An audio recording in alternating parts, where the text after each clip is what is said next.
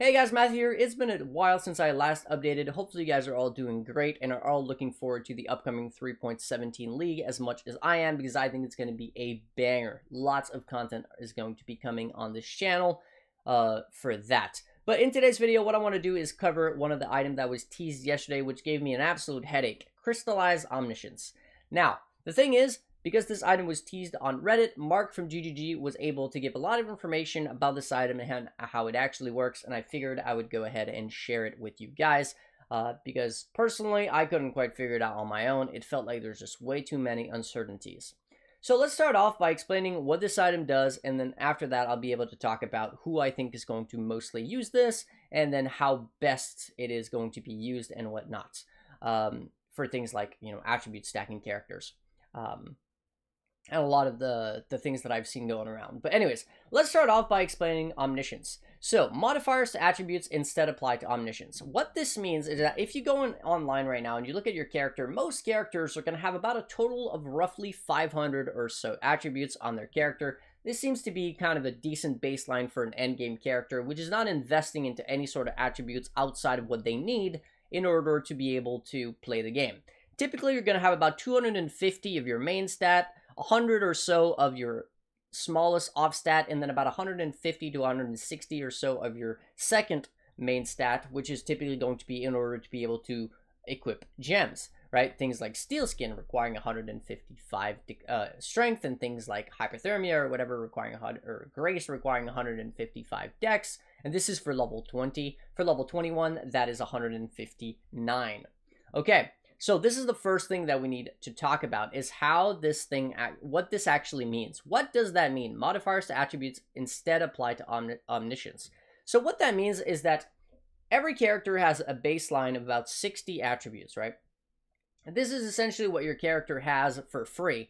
Those 60 attributes are not going to apply to Omniscience. So what that means is, if I was to equip that amulet right now and you look at my total of intelligence, strength, and dexterity, that would actually not be the total amount of Omniscience that I have on my character. And the reason for that is because I need to remove the 60 baseline that I would get. Now, another weird thing is that modifiers to attributes are not all treated the same. So, for example, this is going to sound really, really weird, but that's just how it works. If I look at this Marilyn's Fallacy amulet here, which gives me 30 intelligence, this essentially, if I was to equip this with this new amulet, which obviously is impossible, that would give me a total of 30 to Omniscience, right? But if I was to equip, let's say, this Impresence, which gives me 15 to all attributes, you would think that would give me 45 to Omniscience, because 15 dex, int, and strength. But in reality, this is a single modifier to all three attributes. This is not three modifiers to three different attributes. So if I was to equip this, it would actually only give me 15 Omniscience, which is probably why they put it on an Onyx amulet, because that means that at the end of the day, this is the least amount of Omniscience that you could get for free on its base alone. If they were to put this on anything but an Onyx, you would end up with more free Omniscience. So the fact that it's an Onyx amulet is actually bad. But here's the cool thing, or the weird thing almost. If you were to use, say, an Agate amulet, which gives you 21 strength and 21 intelligence, well, these are two different modifiers, right? These are two different affixes, so the plus 21 is applied twice. So if I was able to use this, well, this would actually give me 42 Omniscience. So again, Onyx Amulet is basically the worst of the worst, which is really weird, but that's just how it works. So that means that if I was to put on this amulet on a completely naked character, I would get 12 Omniscience for free. Now, we know that most characters are going to have roughly 500 or so total. This is once you've removed the 60 that you would get for free. So the requirements to get a pure gem is 159 of any given attribute, which means that your Omniscience required is going to be about 636. This is essentially going to be the absolute minimum that you need in order to be able to equip this item on most builds. That is not investing into any sort of attributes. So that means that you're going to need roughly 140 attributes on most builds in order to get enough Omniscience to be able to equip level 21 gems with this item equipped. Because yes, your baseline attributes, right? Those 60 attributes that I was talking about earlier are still going to be on your character. You're still going to be able to see them, like 35 strength and 50 or and 15 int or something, right? Those are still going to be visibly on your character, but all the other attributes are no longer going to be there because they're going to be converted to Omniscience, which means you're not going to have 160 dexterity. You're going to have like 15 dexterity or whatever it is that you end up having on your character, depending on the base character that you're running. If it's a shadow, you know, a pure dexterity character or a pure strength character or whatever it is, right?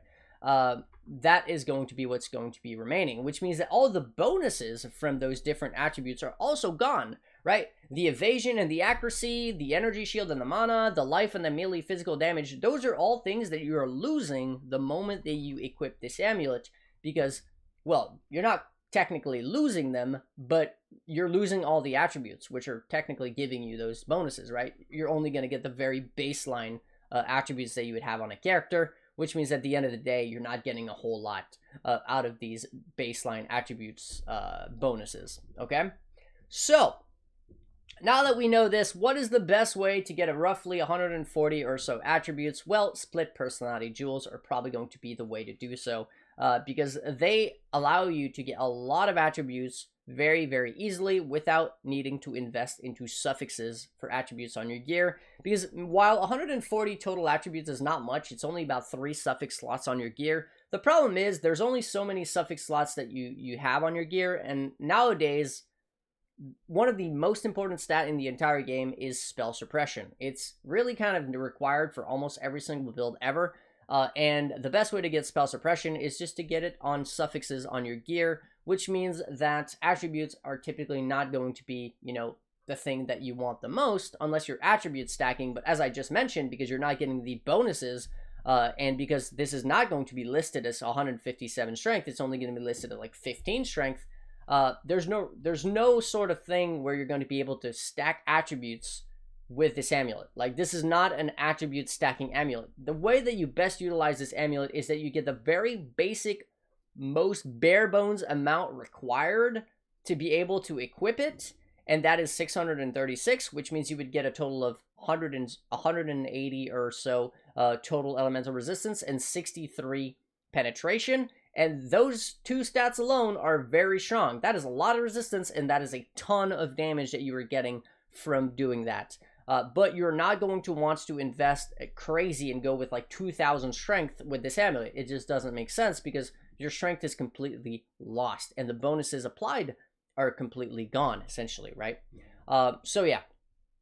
What you're going to want to do probably is put on 1, or if you really need it, 2 split personalities. You're going to want to get double attributes ones. So for example, it's +5 strength, +5 dex, or +5 dex, +5 int, or +5 strength, +5 int, right? Any 2 of these stats, which is going to give you a total of 10 attributes per node from the starting point of your tree, which most of these are going to end up giving you basically like 100 or 150 or so attributes. So most builds, you're just going to need to use a single one of these double attribute ones anywhere as the furthest away from your starting point, and that is probably going to be covering the total amount of attributes really required in order to be able to even equip this.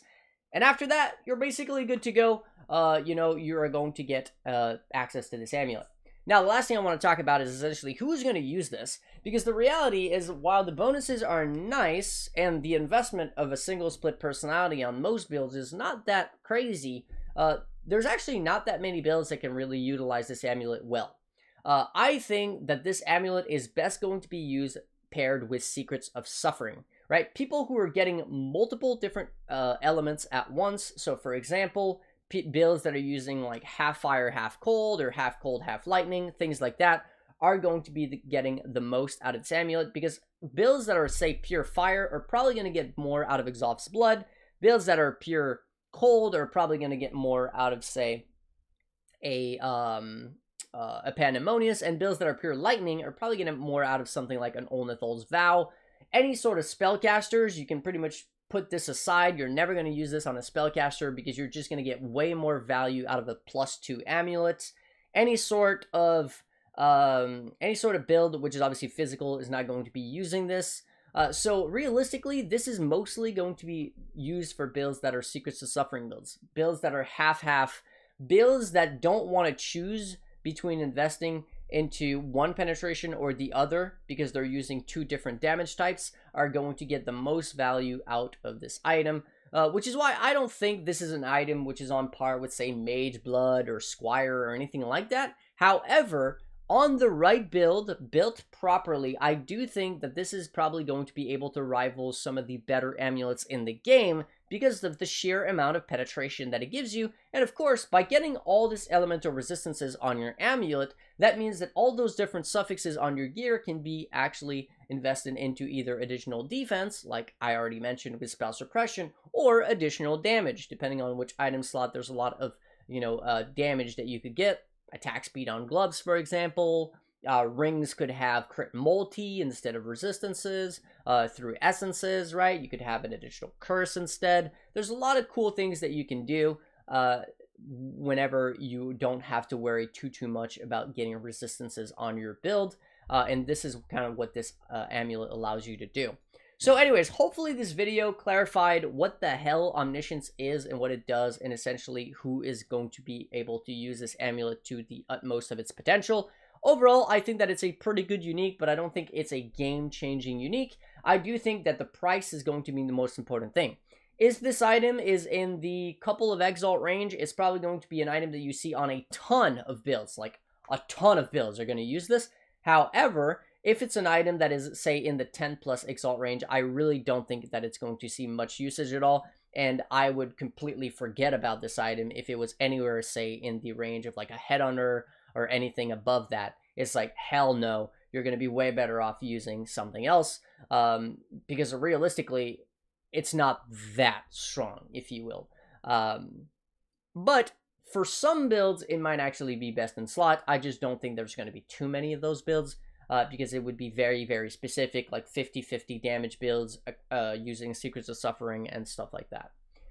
So yeah, hopefully this clarified everything about this amulet. Hopefully you guys enjoyed the video. Before I go, as always, I want to say a huge thank you to my supporters. So like him, Hamad, Max, Georgie, Rascoral, Stan, Brandon, welcome back, Thomas, Nate, The Great Master, Alex, The Other Alex, Tim, Mercury, Johnny, Scott, Nailed, Kevin, Killer Kev, Dubstep, Alex, Spitters, and Inks, and Jarek.